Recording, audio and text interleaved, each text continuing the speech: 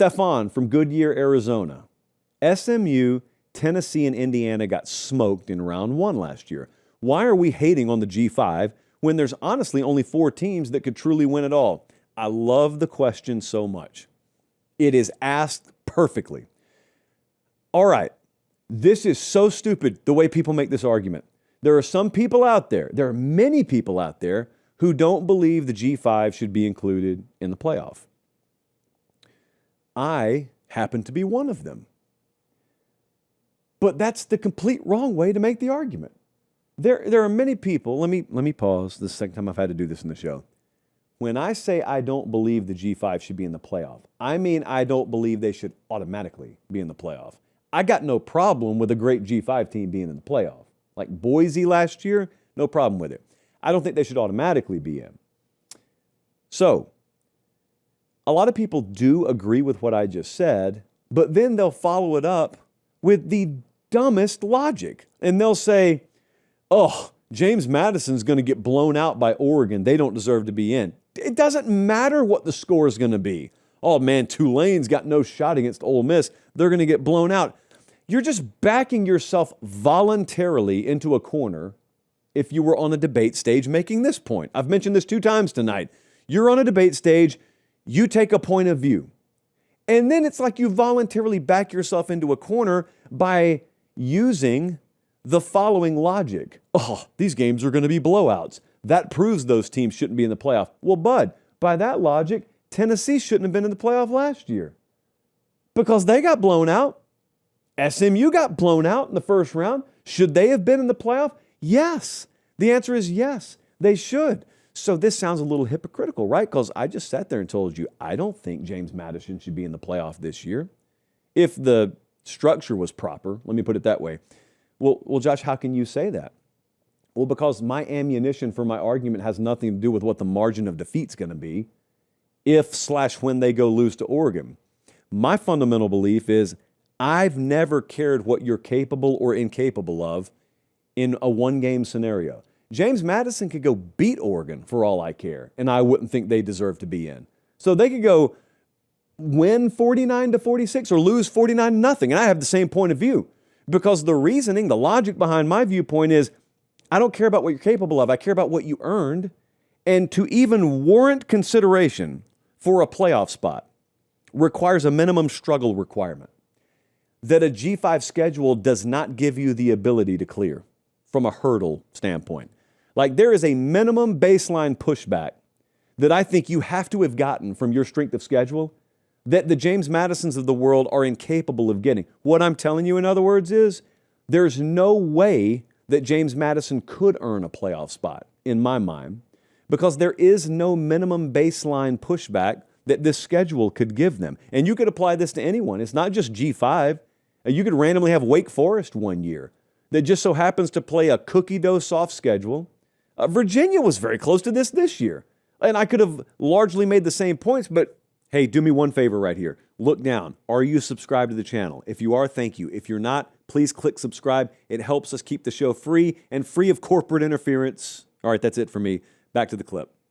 I just want to illustrate this because people think you hate the G5 when you say this, or you're like anti-Cinderella when you say this. It's none of that. I'm just pro-common sense. JMU's 2025 schedule. We just looked at our power ratings. You can look at whatever you want to. They're loosely going to be the same. I just happen to have my own internal set of power ratings. They're pretty good. So let's go by those. JMU played no top 30 opposition this year.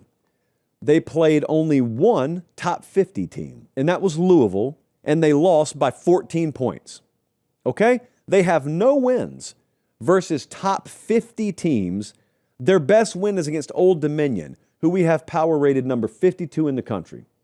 No top 50 wins. Oklahoma faced 8 teams tougher than James Madison's toughest opponent. 8 of the 12 teams Oklahoma played this year were infinitely tougher than the toughest opponent that JMU played. And if you want to talk about the toughest opponent JMU beat, it would be worse than that. They're not playing the same sport. They're not playing the same caliber of football. So I saw this argument being made earlier today, and someone said, oh man, you hate the G5 if you make that argument. Because the bottom line is they are all playing the same sport. Because the NCAA says that 136 teams play in the FBS. That's because it's structured incorrectly. That's why that is. That's like when Michael Scott, you remember when he went over to Prince Family Paper and the little girl was over there doing her homework and he just completely bastardized some math equation. And the mom came in behind and said, oh, don't write that. It wasn't right just because he wrote it. It's not right. It doesn't make sense just because we say there's 136 teams competing for the same championship, even though there's this bubble at the top that have vast disparities in resource and therefore vast disparities in talent relative to these other guys over here. And any sane society would look and say, why don't we have those guys compete against each other and chase their own championship? And then these guys over here can chase the championship that already exists. But the minute you talk about that, people just fly into hysterics and nonsensical counterpoints that have nothing to do with really like the spirit of pure competition. It has to do with money, which I understand. And I'm not being critical of the fact that James Madison and Tulane and any of the G5 programs need money. That's why I wish two things. I wish, number one, we had a G5 playoff, and number two, it was fully subsidized. And if it has to be subsidized by the big boys, then so be it.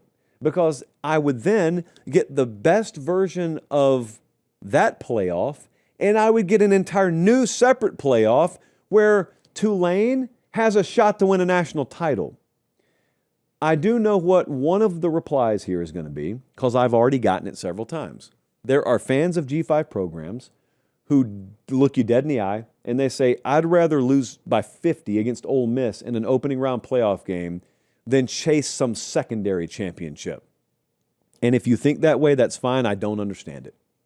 But we can differ in opinion. That's fine. I will get group of 5 guys over here. They will explain it to me. I will disagree with them. We will exchange very, very hurtful, witty banter back and forth. And then we'll all go church and get an ice cream cone afterwards like we always do. FanDuel is the exclusive odds provider of our show, but they also have right now on any playoff wagers 30% profit boost. That's a really big headline, so I need to say it again.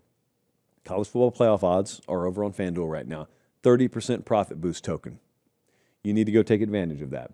Now, if you are not a customer, you can go sign up. FanDuel.com/Josh Pate. We always recommend it.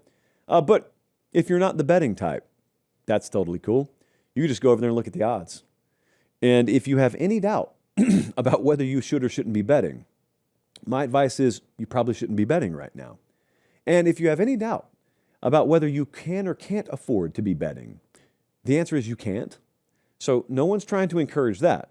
If you have the means and you can afford to have fun and do it, go do it. But if you're not doing it, I just want to let you know, if you're just curious about these odds and what they look like, what does the Heisman board look like between now and Saturday night? You can see it at FanDuel right now.